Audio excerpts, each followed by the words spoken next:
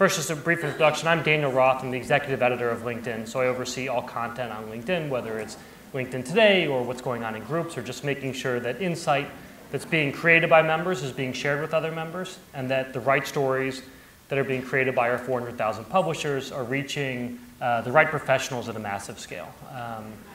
Lately I've been spending a lot of time working with Linda Descano and her team at Citi with something that we've launched recently, which is a group and a special edition around professional women. It's called Connect, and it's doing phenomenally well. So Linda Descano is the president of Women & Co. and is the managing director and head of partnerships. Did I get that right? You did. Get everything right? All right, a lot of titles. And Linda's been at the forefront of figuring out how financial institutions deal with creating original content. And really, her work at Women & Co. Has been groundbreaking in that you don't, before that, I don't think you ever saw a bank thinking about how do you attract a very important constituency, a client base, by using content and by using non-financial products to try to attract them to your brand and to your company. So, very happy to be talking to you today. My pleasure. Great. So we're going to be talking about social media and how you use social media as a financial institution. And I think that the biggest, I think that a good way to start this off might be to talk about some of the struggles that you face or some of the particular difficulties or challenges of doing social media within a company that's so highly regulated and is so used to being, buttoned up. Well, happy to be here and delighted to talk about how to engage in a conversational economy. When I start thinking about this question, I had a long list of challenges, but I don't want to dishearten everyone. So let me just talk about, when I think about some of the challenges, it really comes down to, as financial institutions, whether you're a bank or a wealth management company or from a credit card, we're often taught to talk about us, our products, our story. And with social media in the digital world, it's really not about us. It's about the customer, the consumer. What are his or her priorities and needs, interests? So we have to really flip that mindset. The second thing, we have to stop from thinking just as advertisers who push messages down a linear marketing funnel and think more like publishers and producers. We don't really own distribution the way we did. Much more of the interaction is happening between consumers, sharing on LinkedIn and other social platforms. And so it's creating this cycle, and relevancy is really key. We also need to go from like the episodic campaign to really always on engagement. And I'm sure for virtually everyone here, if you're in a financial institution, there's a lot of reviews that happen, whether it's a product review, whether it's a business review, there's the marketing review, there might be a channel review if it's email or social media, that can add a lot of time. And so very often, what do? We default to evergreen type content. But when you're always on, it has to be timely, it has to be near real time. So it's really challenging, everything in what we do and in how we work. So the skill sets, the processes, the technology systems, the delivery, the measurement. And when you're in a large organization, particularly one that's coming out of a very significant crisis with a lot of trust issues in a very litigious environment, how do you begin to build the right alliances and processes that enable you to move forward? It's taken us a long time. I was a portfolio manager before I joined Women & Co. and went into the quote-unquote marketing side. And the first thing I was told is, okay, now that you're no longer a portfolio manager, you can't write with a byline. And I was like, well, but I thought that's why I was hired in this role, because I had credibility and product knowledge. And it took probably 18 months to be able to establish the guardrails for how to create content. And then we were writing in a third person under the corporate brand. And it's just been in the last, ladies, like year and a half or so, where we've been able to write in the first person and put our name and our photo and share personal stories.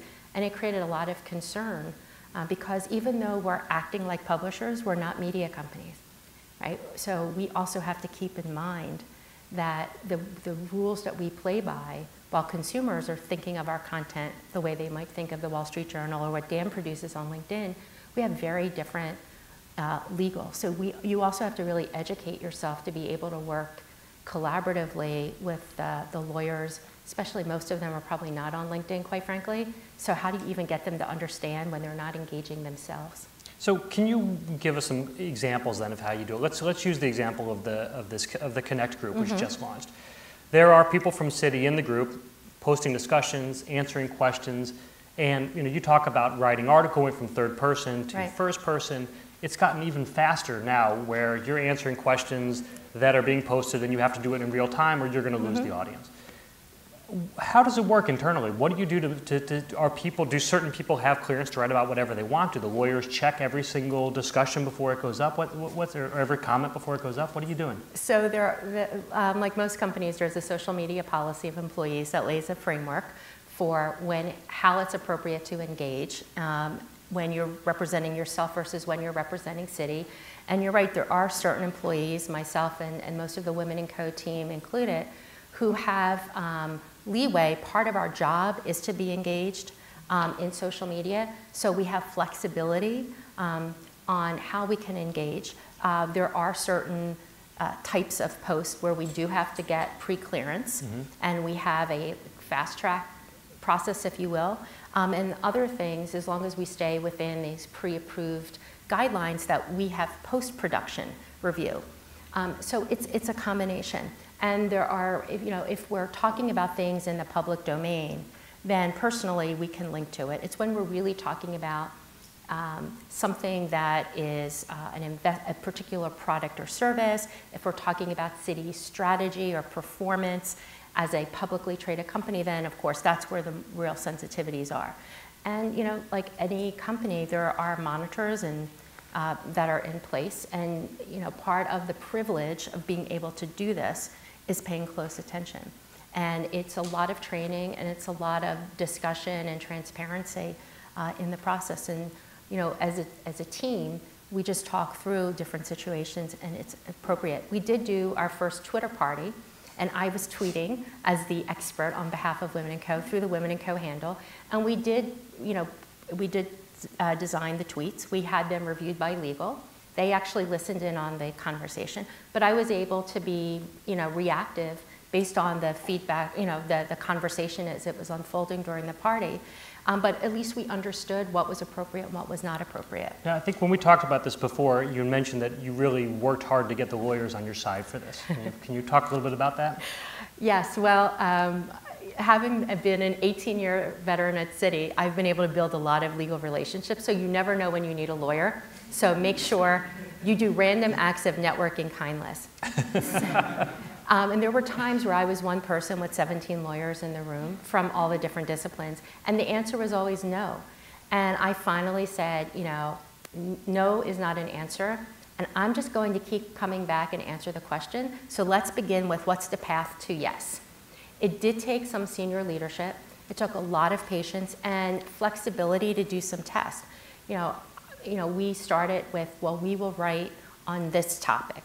And we would publish, and we didn't blow anything up. And then we said, okay, well, let's now begin to push the envelope. And it was really very iterative, and getting buy-in, being patient, being very transparent with them, and getting them at the table to help you design the process and the rules. And then being open when something hasn't gone right, and learning. Some simple things really worked with the lawyers. And that was if they said, use financial roadmap, then financial plan. We just did it. I mean, it was kind of foolish, quite frankly. We didn't really understand that it made sense, but if that helped build a relationship, we did it. And then maybe a year later, we went back and said, financial plan really made sense. We had all these their do's and don'ts and words that they didn't like that would create triggers. So we tried to meet them halfway, and we listened. But again, it's finding small things to do.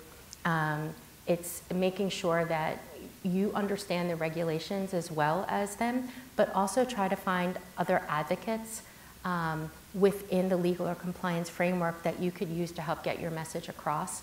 For us, and there's a privacy counsel that I worked with early on who was just a great partner and helped me understand why certain things were more sensitive than others, how to communicate more effectively, so you never know who might help you get that message across. And I taught myself how to think and talk like a lawyer. and communicate in a way that was really valued to them. And it's an ongoing process. The 2 lawyers we work with come to my leadership meeting once a month, so they have a stake at the table, and we give them a preview of what's coming up. And because they have that window, it's not at the last minute, you know, they feel like they have shared ownership and accountability for success. And beyond the lawyers, do you find that there is how have you gotten buy-in from other, in a financial institution where there might be silos, where you might have a place where certain people buy into a policy, other ones see it as a challenge to them. How do you get other people to come on to start using social media, to understand what the power is, to not be scared of it? I find that it can be very scary for a lot of people to give up control a little bit to your audience, to your customers. How have you managed to convince others that this is the right way to do it? Well, we work in financial institution. It comes down to fear and greed.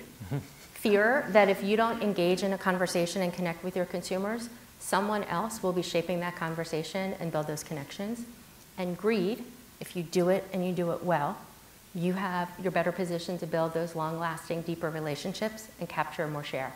And quite frankly, for many of the businesses, I just would keep putting it in the terms of where they were with their business. What were they looking to do? What were some of their challenges? And try to find ways that would deliver value, in the frame with which they operate. With our small business partners, they were really interested in profiling entrepreneurs and finding a way of sharing best practices. So we created a content calendar around how we might help them do that. And they saw the positive response from that and how it could be leveraged, not only in the social world and through the Women & Co. properties, but also was great fodder for seminars and other ways to engage with clients. So we also showed how this would work in a 360 view, rather than just saying it's social, but how does paid, owned, and earned media work together? I think of paid as igniting that spark. Owned is really helping build that fire, and then social and earned really can fuel the breakthrough conversations. So by looking at it from a very holistic and not just saying social media, but what are you trying to do? What are the insights from your consumer? What is the value you're trying to deliver to enrich the experience? And then what role can social play to amplify that? Mm-hmm. Well, looking at this from an external point of view now of how you deal with these customers rather than internal, one of the big changes the social has brought is that anyone can be an expert. You're on the same page. And I think about in the LinkedIn group, when Citi's name is on this group, and you are in there, and other people from Citi are in there, but there's no more, your words aren't any more amplified than anyone else's words. And that's true not just at LinkedIn, but at Twitter and Facebook, anywhere you're posting. How do you deal with that mind shift, that change in mindset, and what does it do when you start thinking about your marketing from that perspective? Oh, it's a huge difference, because I think in our industry, we're used to being the trusted authority who tells and doesn't teach, and that controls many of the communications. And today, that ownership is shared. Investors, consumers at large want validation. They're doing their own research. They want variety of perspectives, and they're more likely to rely on what they hear in social media off our properties than they will coming to us. So that is a mindset that you have to build and keep going back to the insights and what are the reality of consumer behavior, and then provide for that diverse perspectives. And one of the things that we've done through Women & Co. is invite people from outside Citi to contribute their point of view, and just recognize if you try to own the conversation, you're going to be an island, and you're not going to provide as rich of an insight and point of view than if you are connected and going out and finding what are the really interesting, thought-provoking ideas and find a way to curate it. And I think that's the approach that we've taken, and enjoy that diversity of perspective. And I think that where we can add values rather than just crowding out is how do we elevate the smart conversations and be relevant to facilitate those conversations. It's interesting. What you're talking about is moving from a position of talking to the customers to being a place where you're actually a platform, and you're bringing them into Citi and using the Citi brand as a way to elevate what they're saying. Well, and I think very often in our industry, we've thought of customers in terms of their household income or their net worth, very monetary.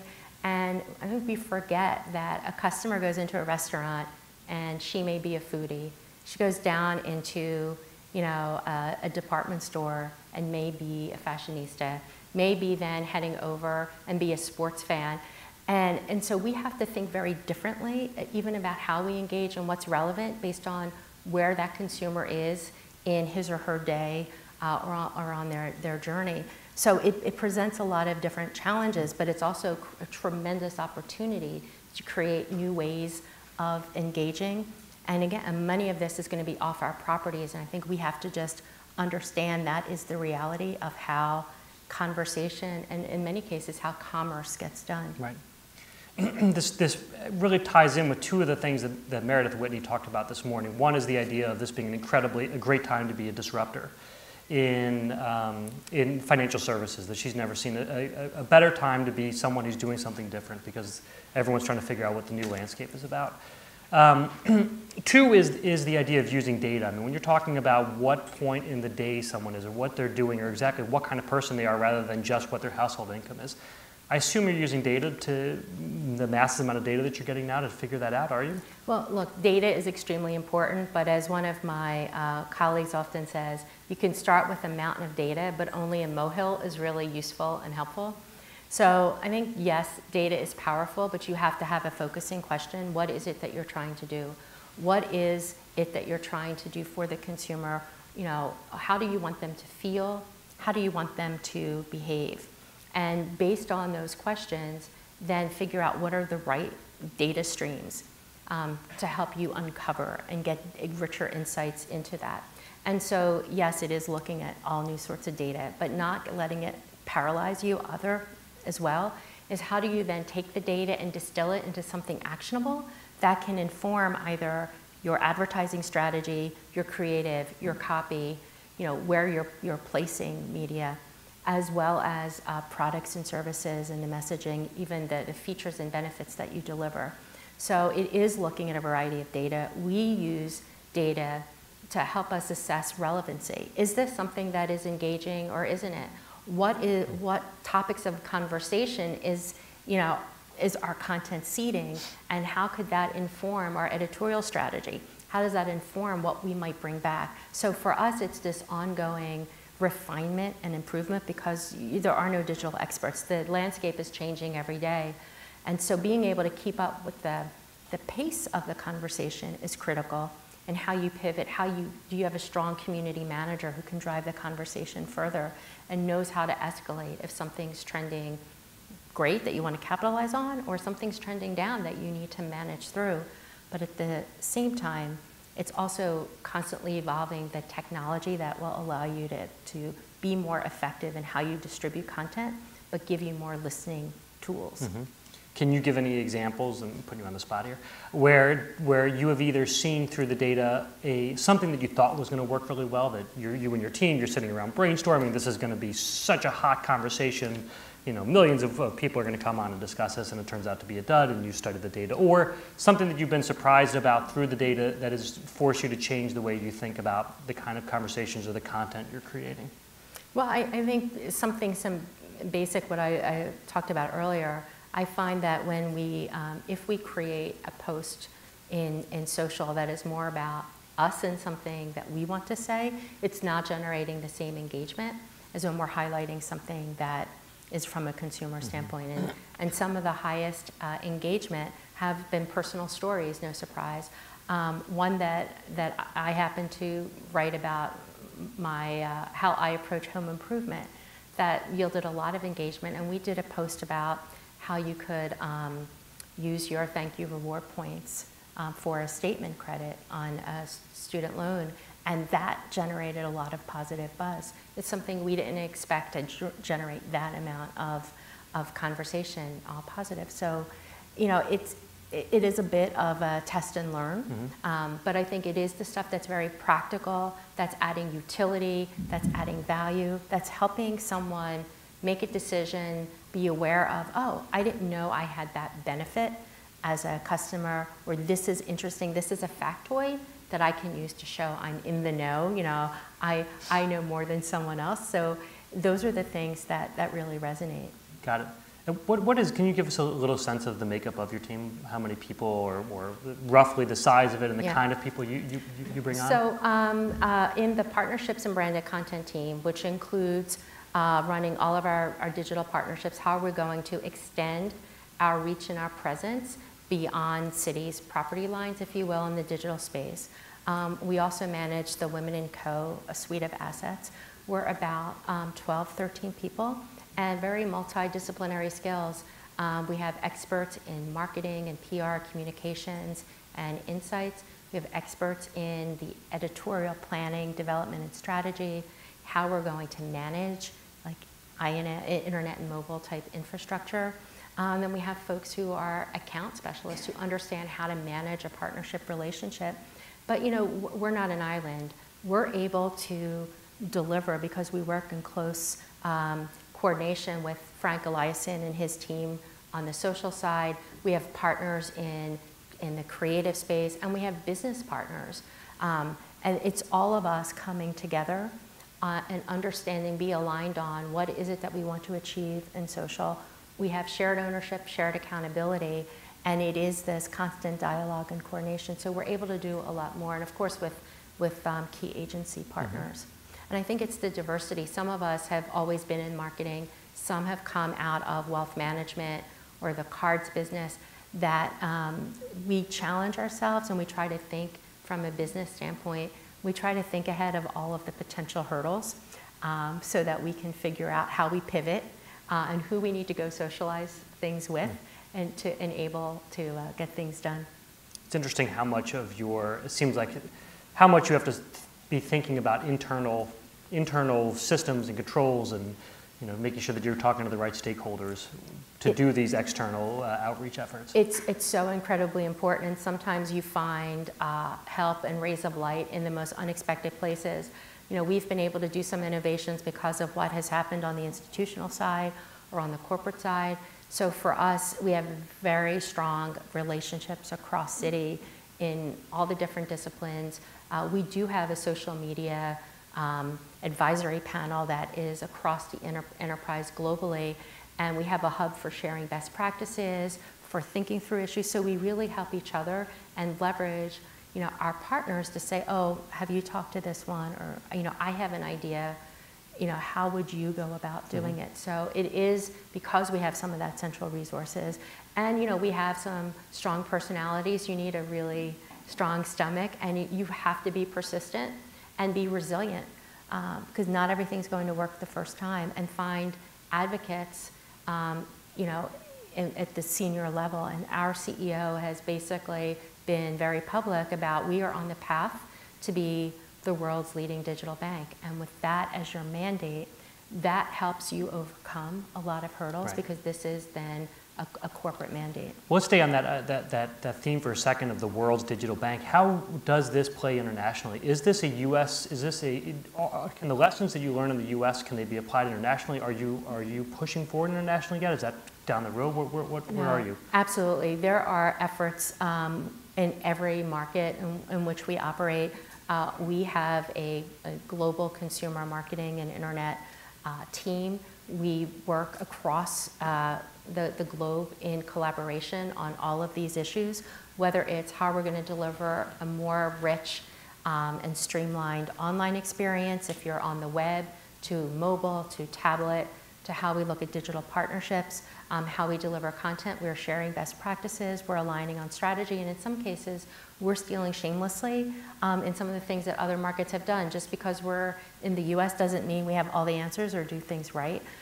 So it's really about, we like to say, steal shamelessly, and wherever you can get a good idea and help each other. So we have regular forums for exchanging information, for partnering with each other and collaborating so we can take things and bring them to scale. And are there any examples that you can give us of something great you've stolen from elsewhere that has been created in an international market that you've brought back and has turned out to be really interesting, or that you've seen that has surprised you? Not that I'm ready to okay. All right, declare we'll publicly at this point. I mean, after all, you have my competitors in the audience. All right.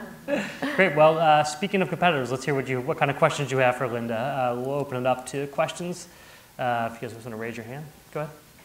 And can you introduce yourself also? Yeah, so I'm Marianne Rash from American Express, and I'm just curious, as we talked about, discussed in the panel this morning, when we talk about social media, ROI can be really challenging. It requires kind of a shift from the traditional marketing mindset of how you measure success. So, just curious, when you launched sort of your social properties for Women & Co., how were you initially thinking about success metrics, and has that evolved over time? How are you now thinking about how are you justifying the investment? Yeah, I mean, Women & Co. evolved 12 years ago as really an event marketing platform. Most of our conversations happened in person in forums like this, and we were then primarily just talking to clients. So we've only been a public-facing community and resource since February of this year. So we are very early on. So the metrics evolved as the program has evolved, as the businesses that fund us have evolved, to being more about client engagement and deepening, to really now about how are we reaching women. So what is our reach? What are the levels of conversation, social interaction, and engagement that we're generating? And are we making a difference in the Citibank brand? Are we adding halo? And can that halo be quantified?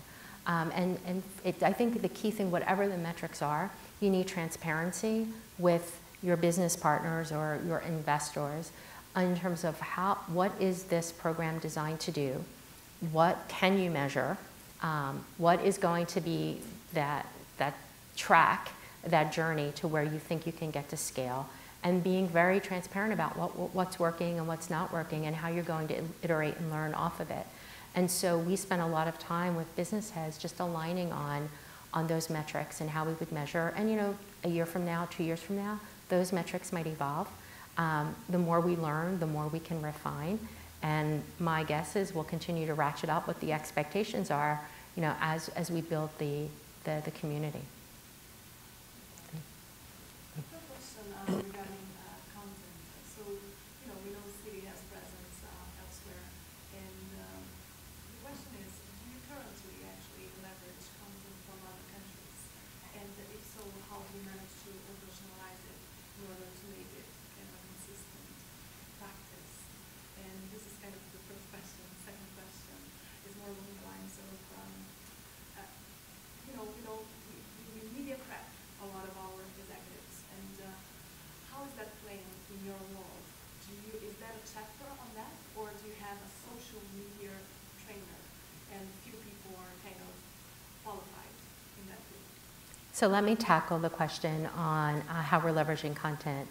I don't know that we have a really well-developed formal process for sharing content.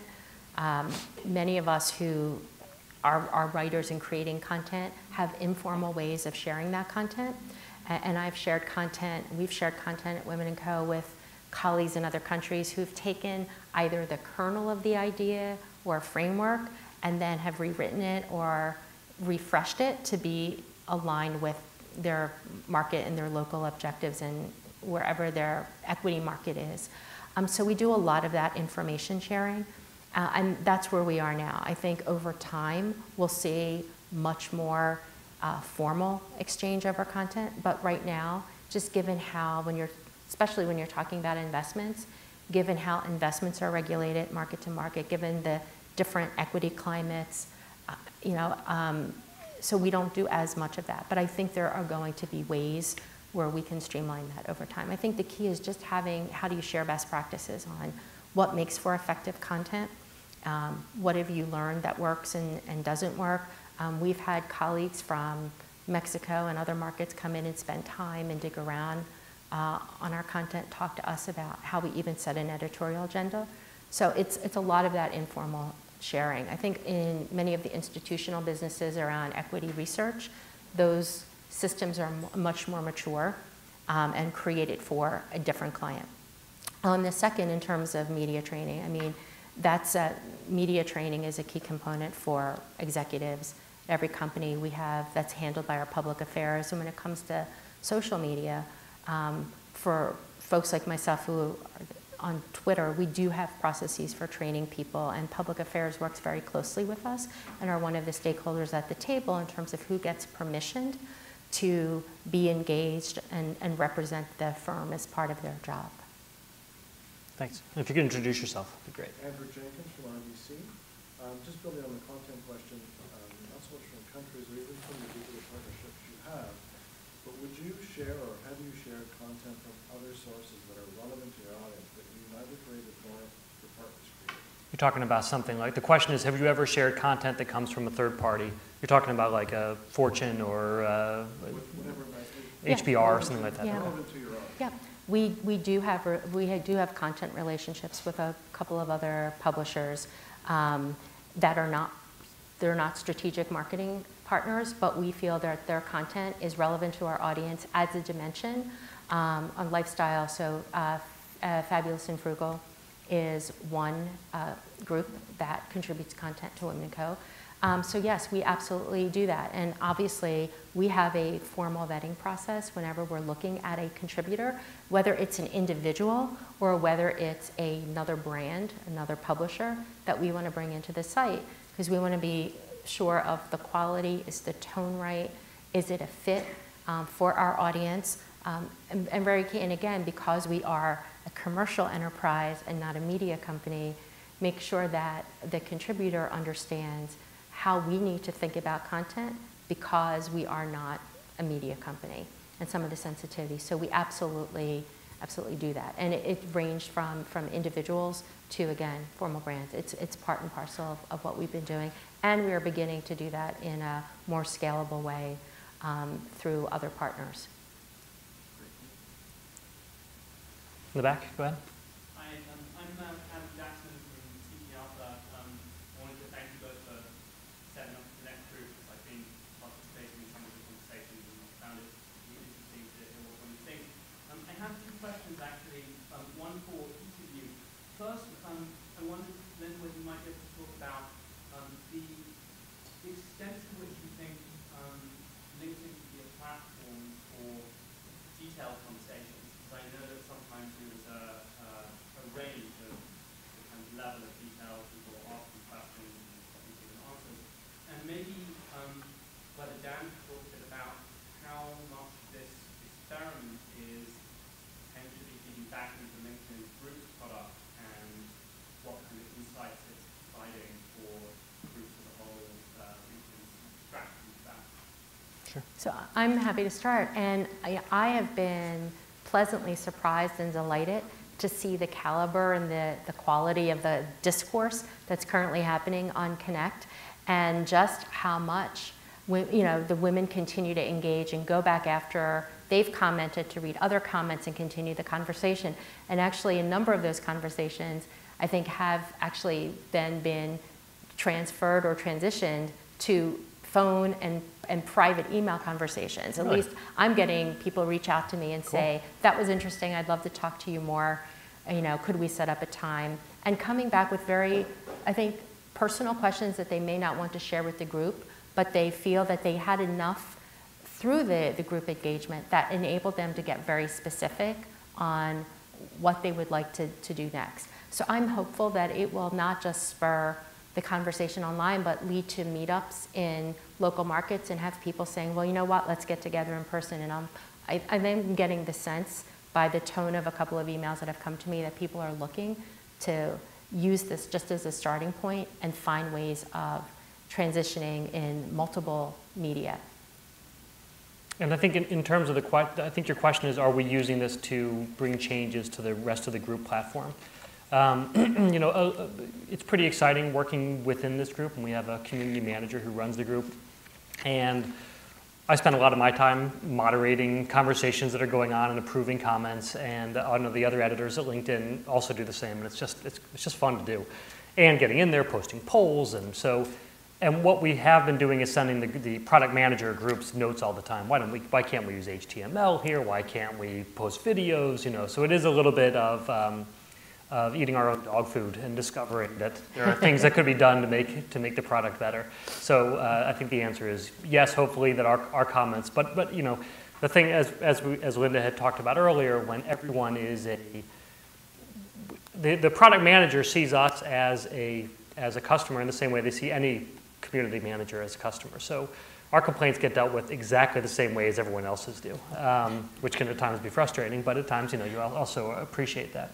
But nothing in the you know, next coming weeks, but hopefully, yeah, you'll see some changes. Go ahead. Hi, my name is Pierre for BBVA.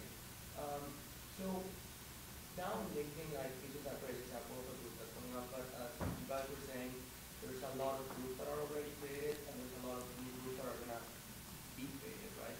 And you as a user, you're going to start having kind of the same issues like on the internet that you're going to be adding yourself and when even 30. So how are you guys like thinking like, or how do you keep relevant, right, in a platform where actually access on the, when you get like a wall, you want to call it, it's limited, like content is very, very important, but like what have you become some of your thoughts to make sure that, again, like your group is going to be still going to get treated with people coming in? Well, okay, so I admit that I have a bias. But I will say, since Connect was formed, I haven't been going on any other groups because I'm finding the diversity and the richness of the conversations on Connect that I could talk about, you know, strategic views. I could talk about saving time by working with a stylist, which I admit I just initiated that conversation. That's a good conversation. To about bullying or you know, the traits for entrepreneurship. And so I think there's so many different passions and interests I have in the professional scope, and I'm finding that there are conversations happening on Connect that are really helping me stay on top of some of the news and trends. So, you know, secretly, again, I would love that all women would find just this rich diversity of issues, that it doesn't, I think, crowd out other groups, but I think it gives other groups an opportunity to perhaps reach a broader audience, and, you know, all the groups rise together, because it's a great way for smaller groups to get their message out, and we can amplify some of that. Yeah, I would say the same thing. You've got to, I think in this industry and at these times, you have to win every day. You have to prove your relevance every single day. There are no walls, there's no gates that keep people in. If this group starts to do poorly, people will go elsewhere. So the key is making sure the conversation is really amazing. And you also have to be open and say, there's this other great group going on. People come in the group all the time and say, you should come check out my group. There are people promoting their own content constantly. There's a lot of reporters who are in the group and saying, come check out this article. When you check out the article, it takes you to their website, which is great. We want people to come back to this group, and everyone should have the same philosophy as they come back to the group because the content there is so rich and the connections you've made have been so good. Yeah, it's being curated in a very effective way. And I think we all want to get to the smartest insights that are going to help us propel forward. You know, one thing we didn't talk about with Connect also is that we have what's called a special edition of LinkedIn Today that is tied to it. I don't know if you use LinkedIn Today, but it's our social news product. The special that is typically focused around your world. What is it? What are the stories that people like you are reading and sharing? And the special edition goes about, we're launching special editions about particular topics. We have one that's just about professional women that is entirely sponsored by Citi, and it's all the only articles, you know, if you just want to go and consume. Let's say you decide you don't want to share that day. You're not in the mood for, you know, all of us get to a point where you don't necessarily want to connect every single day. You just want to read and have something come to you. You can go to this site, the special edition, and you get the 12 stories that matter for you as a professional woman that day, and the 5 great discussions going on at that very minute on Connect to let you jump into it and go find out what's, you know, whether you want to join the conversation or not. Special edition is a way to make sure that people are coming back and having that opportunity to see, just to quickly browse and see what's going on and decide whether they want to participate or not.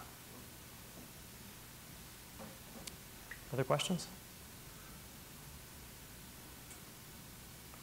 All right. Thank you very much. Linda, anything else you want to add that we didn't cover? Well, I hope you'll come join the conversation at womenandco.com and connect. Absolutely. Well, thank you very much. appreciate you all coming. Thanks, Linda. My pleasure.